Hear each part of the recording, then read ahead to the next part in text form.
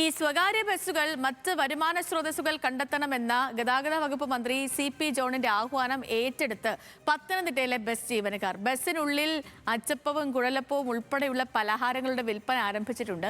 Pathanamthitta Seethathodu വീട്ടിലോടുന്ന Ave Maria എന്ന ബസ്സിന്റെ driver ജൈനാണ് വിൽപ്പന തുടങ്ങി വെച്ചത്. എങ്ങനെയെങ്കിലും നഷ്ടം നികത്താനുള്ള പെടാപ്പാടിലാണ് ജീവനക്കാർ.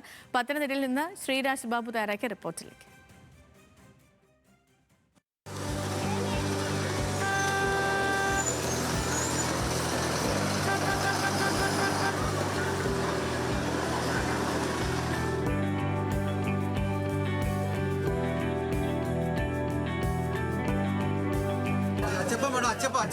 അച്ചപ്പമുണ്ട്, കുഴലപ്പമുണ്ട്, പത്താമണിയുണ്ട്.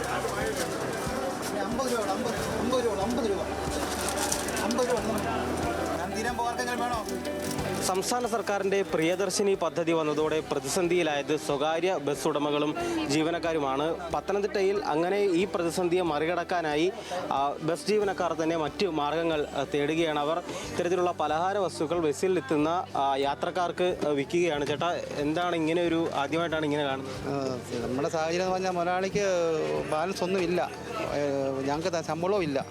ഞങ്ങളുടെ സാഹചര്യം കൊണ്ടാണ് അങ്ങനെ ഈ പദ്ധതി തുടങ്ങിയതിനു ശേഷം യാത്രക്കാരുടെ എണ്ണത്തിൽ വലിയ കുറവ് നേർപ്പതി കുറവാണ്. 10 രൂപ ഓടിക്കൊണ്ടിരുന്ന വണ്ടിയൊക്കെ ഇപ്പം 6000 രൂപ ാണ് കൂടുന്നത്. ഡീസൽ തന്നെ 6000 രൂപ ആവും.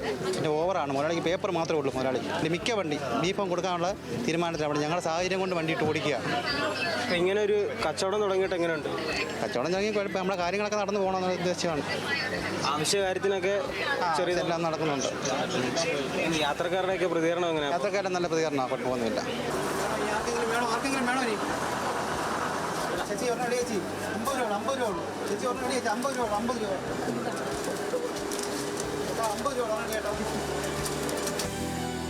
വലിയ പ്രതിസന്ധി ഈ ബസ് ജീവനക്കാർക്ക് അല്ലെങ്കിൽ ബസ് ഉടമകൾക്ക് ഉണ്ടാകുന്നുണ്ട്. ഏതെങ്കിലും തരത്തിൽ ഈ പദ്ധതിക്കൊന്നും ആരും എതിരില്ല. ചേച്ചി ആദ്യമായിട്ടായിരിക്കും ഇങ്ങനെ കച്ചവടം കാണുന്നത്?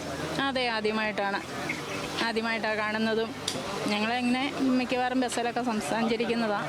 ആദ്യമായിട്ടത് കാണുന്നത്. ഇങ്ങനെ ഇപ്പോൾ ഈ ജീവനക്കാർക്ക് വലിയ ബുദ്ധിമുട്ടുണ്ടെന്നാണ് അവർ പറയുന്നത്. ബുദ്ധിമുട്ടുണ്ട്. കാരണം സ്ത്രീകളെല്ലാം KSRTC സൗജന്യമായിട്ട് അങ്ങ് പോകും.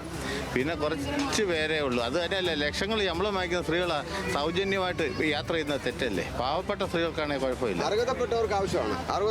60 വയസ്സിന് മേലുള്ള അമ്മമാർക്ക്. ഒപ്പം തന്നെ ലക്ഷക്കണക്കിന് രൂപ ശമ്പളം വാങ്ങിക്കുന്ന മേഡമൊക്കെ ആയിട്ട് അവരെ പോകുന്നതിനോട് താല്പര്യം, പൊതുജനം എന്നുള്ള രീതിയിൽ എനിക്ക് താല്പര്യമില്ല. അർഹതപ്പെട്ടവർക്ക് അത്യാവശ്യമാണ്. അത് ഭയങ്കര മോശം. എന്നാന്ന് വെച്ചാൽ സർക്കാർ ഉദ്യോഗസ്ഥർ തന്നെയാണ് ഫ്രീക്ക് പോകുന്നത്. അത് ഭയങ്കര മോശമല്ലേ? ഇപ്പം പറയുന്നത് ശരിയാ. 60 വയസ്സിന് മുകളിലുള്ളവർക്കാണെങ്കിൽ കുഴപ്പമില്ല. ആരും ഈ പദ്ധതിക്ക് എതിരല്ല. പ്രിയദർശിനി പദ്ധതി നല്ല പദ്ധതി തന്നെയാണ്. പക്ഷേ അതിൽ ചില മാനദണ്ഡങ്ങൾ കൊണ്ടുവരണമെന്നാണ് യാത്രക്കാർക്ക് ഉൾപ്പെടെ പറയാനുള്ളത്. സ്വകാര്യ ബസ് ജീവനക്കാരുടെയും ബസ് ഉടമകളുടെയും ആശങ്ക പരിഹരിക്കാൻ സർക്കാർ കൃത്യമായി ഇടപെടണം. പക്ഷേ നല്ല പദ്ധതിയാണ്. പദ്ധതിയുമായി മുന്നോട്ട് പോകട്ടെ. ഇത്തരത്തിലുള്ള ആശങ്കകൾ കൂടി പരിഹരിക്കാൻ സാധിക്കട്ടെ.